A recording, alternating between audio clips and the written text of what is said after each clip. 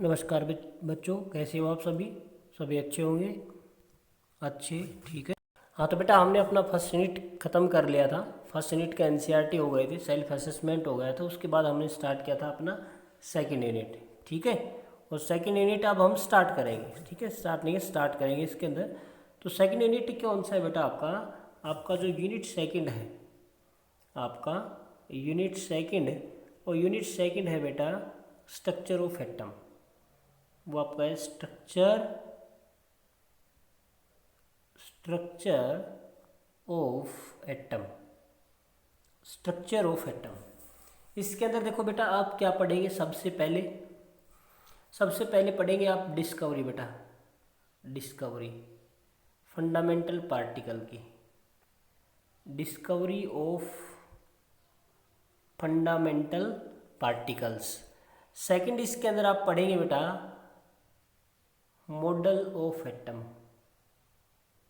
Second जो आप पढ़ेंगे model of atom, model of atom. उसके बाद पढ़ेंगे बेटा इसके अंदर आप इलेक्ट्रॉनिक कॉन्फ़िगरेशन से relate, quantum number,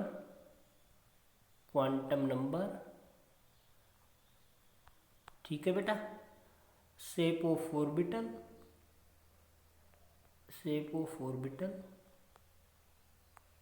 black body radiations वगैरह सारा, इलेक्ट्रोमैग्नेटिक स्पेक्ट्रा वगैरह सारा इसके अंदर हम स्टडी करेंगे, ठीक है बेटा। तो स्टार्ट करते हैं हम अपना यूनिट को। अब देखो, यूनिट आपका बेटा स्ट्रक्चर ऑफ एटम, ठीक है। ये आपका सेकंड यूनिट है, आपका यूनिट सेकंड है स्ट्रक्चर ऑफ एटम। नाम से ये स्ट्रक्चर ऑफ एटम, यानी एटम के स्ट्रक्चर के बारे में पढ़ेंगे। अब एटम का स्ट्रक्चर जानने से पहले ये बात जानना जरूरी है कि बेटा एटम के अंदर क्या क्या प्रेजेंट है। जो हम फंडामेंटल पार्टिकल्स की बात कर रहे हैं, स्ट्रक्चर पे तो बाद में आएंगे हम। अब वो देखते हैं कि जो आपका फंडामेंटल पार्टिकल्स हैं, ये एटम्स हैं, अब इनका कैसे क्या होगा। अब इसके अंदर देखो, सबसे पहले हम बात करते हैं यहाँ इंट्रोडक्शन पार्ट के अंदर। तो ये पार्ट क्या कहता है? ये कहता है कि इस चैप्टर के अंदर भी explore the inside world of atom. Atom का जो इनसाइड वर्ल्ड है उसके बारे में पढ़ेंगे, which full of mystery and surprise, ठीक है।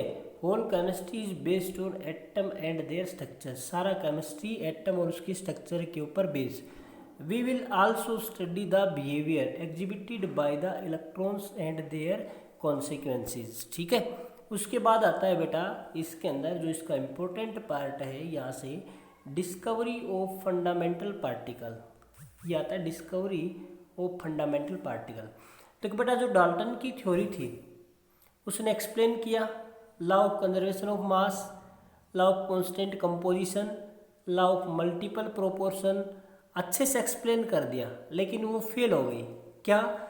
ये रिजल्ट निकालने में बहुत सारे एक्सपेरिमेंट का कि भाई सब्सटेंस लाइक ग्लास और इब्यूनाइट जो आपका रोड है, जब उसको आप रब करते हैं सिल्क और फर के ऊपर तो वो इलेक्ट्रिसिटी को जनरेट करता है। ये वाला जो कॉन्सेप्ट है इसको वो अच्छे से एक्सप्लेन नहीं कर पाया। उसके बाद फंडामेंटल पार्टिकल्स की डिस्कवरी के बारे में चला बेटा। तो सबसे पहले बात करते हैं आप डिस्कवरी ऑफ इलेक्ट्रॉन्स, ठीक है। हम बात करेंगे discovery of electron. Discovery of electron के अंदर देखो कि जो विलियम क्रोक है 1879, उसने वो स्टडी किया इलेक्ट्रिक डिस्चार्ज ट्यूब के थ्रू, ठीक है। उसके एक्सपेरिमेंट का नाम था कैथोड रे डिस्चार्ज ट्यूब के अंदर। उसने क्या किया, एक ग्लास ट्यूब लिया, एक डिस्चार्ज ट्यूब जिसको उसने नाम दिया, जो ग्लास का था 60 सेंटीमीटर के आसपास वो लंबा था, और जो 2 thin PCs of metal contain करता था, और उनको नाम दिया इलेक्ट्रोड्स, ठीक है। उन इलेक्ट्रोड्स के अंदर जो इलेक्ट्रोड्स उसके अंदर सील्ड थे, वो क्रोक ट्यूब के अंदर एक नेगेटिव जो कैथोड और एक आपका पॉजिटिव जिसको नाम दिया गया एनोड। अब उसने क्या किया इस एक्सपेरिमेंट के अंदर, ये देखो इस टाइप का था ये वाला, कि ये भैया आपका कैथोड है, ठीक है, ये आपका कैथोड है, ये आपका एनोड है, ये आपका क्या है, डिस्चार्ज ट्यूब है। ये हाई वैक्यूम पंप है, भी आपको गैस यहाँ से रिलीज या हाई करना है। ये बैटरी के साथ हाई पावर के साथ कनेक्ट किया, अब देखते हैं उसने क्या किया। उसने क्या किया, when A gas is enclose at low pressure, उसने कहा कि जब गैस आपका लो प्रेशर के ऊपर इनक्लोज था 10⁻⁻⁴ atmosphere in discharge tube is subjected to high voltage, तो वो हाई वोल्टेज अप्लाई किया गया, लेकिन क्या हुआ, invisible rays originating from cathode and producing a greenish glow behind the perforated anode. ये कहता है कि जो एनोड के पीछे एक जो स्क्रीन लगा रखी थी जिंक सल्फेट की, तो कहता है कि जब हाई वोल्टेज अप्लाई किया, तो हाई वोल्टेज अप्लाई करने के बाद कैथोड से कुछ एक इनविजिबल रेज निकली और वो उस जो स्क्रीन थी उसके ऊपर क्या किया, ग्लो करना शुरू किया, और उन रेज को उसने नाम दिया, that rays are known as the cathode rays. ठीक है, अब उसके बाद उनकी प्रॉपर्टीज को स्टडी किया गया, इन कैथोड रेज की प्रॉपर्टी को स्टडी किया गया बेटा। तो उसने क्या देखा, पहला they produce sharp shadow of the solid object, ठीक है। दूसरा they are deflected towards a positive plane of electric field suggesting that they are negative charge, जब इलेक्ट्रिक फील्ड के अंदर पास करवाए तो पॉजिटिव की तरफ अट्रैक्ट हुई, जिसका स्ट्रांगली इंडिकेशन था कि भाई आपका इनके ऊपर चार्ज कैसा है, नेगेटिव चार्ज है। उसके बाद थर्ड पॉइंट क्या कहा, थर्ड पॉइंट ये कहा, they can make a light paddle wheel to rotate, light paddle wheel को इन्होंने क्या किया, रोटेट किया जब इनके पाथ के अंदर रखा हुआ। उससे क्या इंडिकेशन मिला, उससे इंडिकेशन मिला कि भाई इनके पास काइनेटिक एनर्जी है, ठीक है। और ये क्या है कि दीज आर मेटीरियल पार्टिकल्स, क्या ये, these are material particles. Next point क्या कहते हैं, they have charge to the mass ratio, charge to mass ratio निकाला तो इनका 1.75 8 to 10⁻11, ठीक है। They ionise gases through which they travel, ठीक है। They produce X ray when strike to a metallic target. ये जो सारे करेक्टरिस्टिक्स से इनको स्टडी किया गया बेटा इन कैथोड रेज का। उसके बाद चार्ज टू मास रेशियो इनका निकाला गया, और इन्हीं नेगेटिवली चार्ज रेज को उन्होंने क्या नाम दे दिया, उन्होंने इनको इलेक्ट्रॉन नाम दे दिया। अब इनका रेशियो निकाला गया, जे थॉमसन ने मेजर किया E/m रेशियो, ठीक है। जो जे थॉमसन था उसने E/m रेशियो को स्टडी किया, और स्टडी करने के बाद क्या पाया उसने ये पाया कि भाई जो E/m रेशियो है वो आपका इसके अंदर ये वाला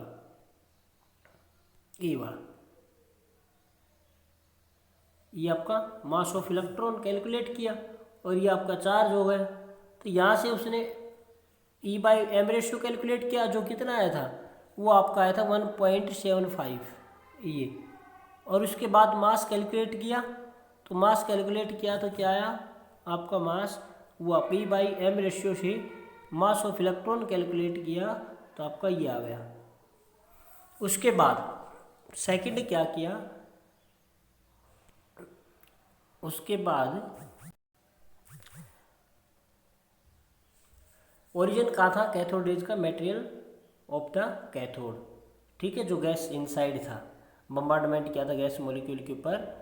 अब उसके बाद डिस्कवरी ऑफ प्रोटॉन की डिस्कवरी कहाँ से हुई, तो भाई ये बात पहले से ही ऑलरेडी स्टडी हो चुका था कि एटम जो होता है वो इलेक्ट्रिकली न्यूट्रल है, ठीक है, इलेक्ट्रिकली न्यूट्रल है। अब इलेक्ट्रिकली न्यूट्रल है तो कैथोड रेज की वजह से आपको ये पता लगा कि भाई presence of negative charge particle है वहाँ। अब सीधी सी बात है कि जब नेगेटिव चार्ज पार्टिकल प्रेजेंट है तो उसके अंदर कहीं ना कहीं पॉजिटिव चार्ज का इस्टेब्लिशमेंट होगा, ठीक है। और वहीं से ये थ्योरी आया कि जब पॉजिटिव चार्ज प्रेजेंट है तो कुछ रेज प्रेजेंट मिलेगी, और फर्दर स्टडी करने के बाद ये पाया कि भाई वहाँ रेज प्रेजेंट है, और उन रेज को नाम दिया गया एनोड रेज। और रेज थी उनको क्या नाम दिया, these rays are known as the anode rays. इनका भी प्रॉपर्टीज किया गया, स्टडी की गई इनकी।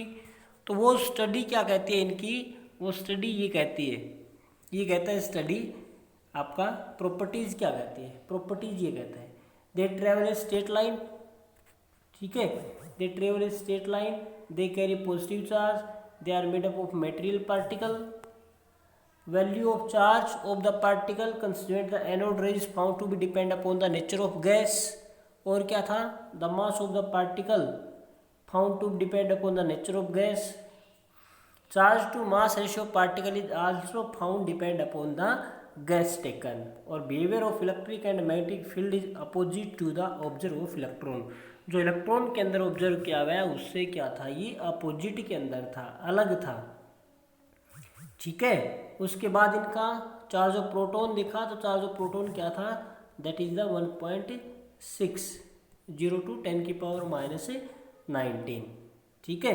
तो ये था भैया आपका, और यहीं से आपका मास निकाला प्रोटॉन का, तो ये कितना है 1.67 टू 10⁻27। तो ये था आपका फंडामेंटल पार्टिकल, आपने देखा discovery of electron and discovery of proton, ठीक है, discovery of electron and discovery of proton, cathode rays and anode rays. उसके बाद इलेक्ट्रॉन हो गया, प्रोटॉन हो गया, अब उसके बाद नंबर आया भाई आपका डिस्कवरी ऑफ न्यूट्रॉन का।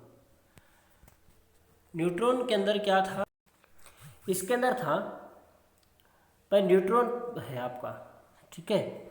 रदरफोर्ड ने एक कॉन्सेप्ट दिया कि भाई जो न्यूट्रॉन है, देखिए एक्सपेरिमेंट चल रहा था जिसके अंदर क्या था कि भाई बेरिलियम के ऊपर जब हीलियम का स्ट्राइक करवाया तो एक पार्टिकल रिलीज हुआ, ठीक है, ये वाला, और चैडविक ने इसके एग्जिस्टेंस को प्रूव किया, और उसने क्या बताया कि जो नया टाइप का पार्टिकल इजेक्ट हुआ है उसका मास तो प्रोटॉन के जैसा है लेकिन उसके ऊपर चार्ज नहीं है, और उसी को नाम दिया that is known as the proton. अब उसका थोड़ा डिस्क्रिप्शन देख लेते हैं कि भाई आपका ये है क्या। देखो इलेक्ट्रॉन, ये पूरा डिस्कवरी था इलेक्ट्रॉन का, J Thomson, symbol, charge, relative charge, mass. Proton का गोल्डस्टीन, सिंबल, चार्ज, ठीक है, ये मास। और न्यूट्रॉन का चैडविक, सिंबल, चार्ज, कोई चार्ज नहीं, न्यूट्रल, ठीक है, और मास क्या है, mass is just like to proton, ठीक है। तो ये था भाई आपका डिस्कवरी हुआ fundamental particles electron, proton and neutron. तो ये सारा डिस्कवरी के बाद यदि आप देखें इसके अंदर कि भाई इनका डेफिनेशन का देखिए आप, तो ये क्या कहते हैं, इलेक्ट्रॉन क्या होता है, a fundamental particle which carries 1 unit negative charge and has a mass of nearly equal to 1/183 of the hydrogen atom, ठीक है। यानी वो फंडामेंटल पार्टिकल जो 1 यूनिट नेगेटिव चार्ज कैरी करेगा और उसका मास इक्वल होगा किसके 1/187 of that the hydrogen atom. Proton क्या होगा, प्रोटॉन आपका पॉजिटिव चार्ज कैरी करेगा और उसका जो मास होगा nearly equal to hydrogen atom. और न्यूट्रॉन क्या होगा, वो फंडामेंटल पार्टिकल जो no charge but has a mass equal to the hydrogen atom. तो बेटा हमने ये स्टडी किया, ठीक है, आपने देखा कि भाई आपका स्ट्रक्चर ऑफ एटम के अंदर कि जो डाल्टन की थ्योरी था उसने इन लॉ को तो एक्सप्लेन किया, लेकिन भाई आपका जो सिल्क या एबोनेट रोड को जब रब करते हैं तो इलेक्ट्रिसिटी जनरेट हो रही है उसके कॉन्सेप्ट को एक्सप्लेन नहीं किया। इसलिए जो विलियम क्रोक साइंटिस्ट था वो एक्सपेरिमेंट कर रहा था कि गैसेज के अंदर इलेक्ट्रिसिटी कैसे पास होती है, उसके लिए उसने एक डिस्चार्ज ट्यूब एक्सपेरिमेंट किया था, ये वाला डिस्चार्ज ट्यूब एक्सपेरिमेंट। इसके अंदर ये वाला आपका कैथोड है, एनोड है, ये हाई वोल्टेज लगा रखा है, ये वैक्यूम है गैस को प्रेशर को रिलीज करने के लिए। तो उसने डिफरेंट प्रेशर्स के ऊपर अप्लाई किया, हाई वोल्टेज अप्लाई किया। जब उसने क्या किया, जब अपना प्रेशर 10⁻⁻⁴ एटमॉस्फेयर के पास लेके आया तो क्या हुआ कि उसके अंदर रेज चलना स्टार्ट हुई जो कैथोड से निकल रही थी, और उन्हीं कैथोड रेज का स्टडी किया, प्रॉपर्टी चेक की, चेक करने के बाद देखा कि इनके ऊपर चार्ज कैसा है, चार्ज है नेगेटिव। इन्हीं नेगेटिवली चार्ज रेज को उसने नाम दिया बेटा इलेक्ट्रॉन्स, ठीक है। पूरा स्टडी किया उनका मास, बिहेवियर, मैग्नेटिक फील्ड के अंदर बिहेवियर सारा। उसके बाद जे थॉमसन ने E/m रेशियो मेजर किया इलेक्ट्रॉन का अपने कैथोड रेज के through electric and magnetic field perpendicular लगा के, और वो चार्ज, वो मास रेशियो था वो आया भाई आपका 1.75820, ये वाला, ठीक है। चार्ज टू मास रेशियो उनका ये वाला। उसके बाद ये स्टडी करने के बाद E/m रेशियो, उसके बाद चार्ज निकाला इलेक्ट्रॉन के ऊपर। और ये काम किसने किया बेटा? ये काम किया बेटा साइंटिस्ट था R.A. Millikan. R.A. Millikan scientist ने एक्सपेरिमेंट किया अपना, और उसने क्या किया, मास चार्ज ऑन इलेक्ट्रॉन निकाला। E/m रेशियो की हेल्प से उसने चार्ज निकाला, और ये पाया कि जो इलेक्ट्रॉन के ऊपर चार्ज है बेटा आपका ये वाला, mass of the electron was found to be calculated, ये वाला, ठीक है। ये आपका इलेक्ट्रॉन, ये चार्ज है इलेक्ट्रॉन के ऊपर, इलेक्ट्रॉन का चार्ज ये निकला E/m रेशियो, और इलेक्ट्रॉन के चार्ज और E/m रेशियो से मास ऑफ इलेक्ट्रॉन निकाल लिया, जो कितना आया 9.1 10⁻³ kg। उसके बाद है बेटा, उसके बाद आपने पढ़ा भाई प्रोटॉन का डिस्कवरी कैसे हुआ। जब कैथोड का डिस्कवरी हो चुका था तो उसके अंदर ये बात सिद्ध हो चुकी थी कि भाई उसके अंदर जो कैथोड रेज निकल रहे हैं उनके ऊपर नेगेटिव चार्ज है, और ये बात ऑलरेडी हो चुकी थी कि भाई एटम आपका इलेक्ट्रिकली न्यूट्रल है। जब नेगेटिव चार्ज प्रेजेंट है तो नेगेटिव चार्ज के साथ पॉजिटिव चार्ज जरूर मिलेगा, तभी इलेक्ट्रिकली न्यूट्रल होगा। और फर्दर स्टडी के बाद ये पाया कि भाई कुछ एक रेज और चल रही है, उन रेज को नाम दिया आपका कैथोड रेज या कैथोड रेज भी बोलते हैं उनको, जिनकी स्टडी प्रॉपर्टीज पढ़ने के बाद ये पाया कि उनके ऊपर पॉजिटिव चार्ज है। और ये पॉजिटिवली चार्ज रेज को क्या नाम दिया गया? रेज को नाम दिया गया आपका एनोड, ठीक है।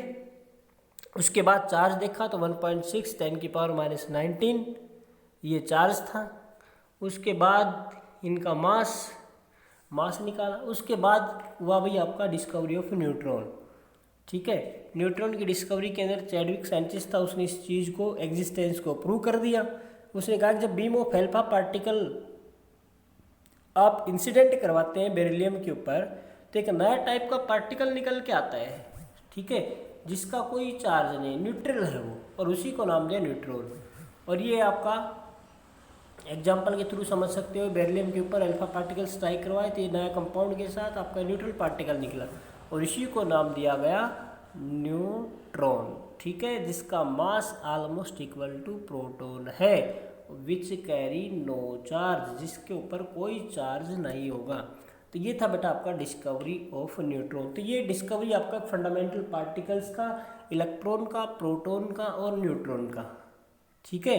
जे थॉमसन इलेक्ट्रॉन के डिस्कवरर थे, गोल्डस्टीन प्रोटॉन के थे, चैडविक न्यूट्रॉन के थे, और ये उनका कंप्लीट आपका चार्ज सिंबल ये वाला। तो इलेक्ट्रॉन क्या होगा? जो 1 यूनिट पॉजिटिव चार्ज कैरी करेगा, नेगेटिव चार्ज कैरी करेगा, प्रोटॉन आपका पॉजिटिव चार्ज कैरी करेगा, और न्यूट्रॉन क्या होगा? जिसके ऊपर कोई चार्ज नहीं होगा, वो क्या होगा? न्यूट्रल होगा, ठीक है। तो ये था आपका इसके अंदर, ये हमने पढ़ा बेटा डिस्कवरी ऑफ फंडामेंटल पार्टिकल्स। कल हम पढ़ेंगे model of atoms, model of atoms की पार्टिकल्स की डिस्कवरी के बाद कौन कौन से मॉडल दिए गए स्ट्रक्चर ऑफ एटम को एक्सप्लेन करने के लिए। आज ये टॉपिक कंप्लीट नहीं होगा बेटा, ठीक है, तो धीरे धीरे करके हम इसको स्टडी करेंगे। आज केवल आप इतना ही पढ़ो कि भाई आपका जो स्ट्रक्चर ऑफ एटम है इसके अंदर फंडामेंटल पार्टिकल्स है, फंडामेंटल पार्टिकल्स की डिस्कवरी से रिलेटेड भी कैसे क्या डिस्कवरी हुई इन फंडामेंटल पार्टिकल्स की। आज के लिए इतना ही, थैंक यू, धन्यवाद बेटा।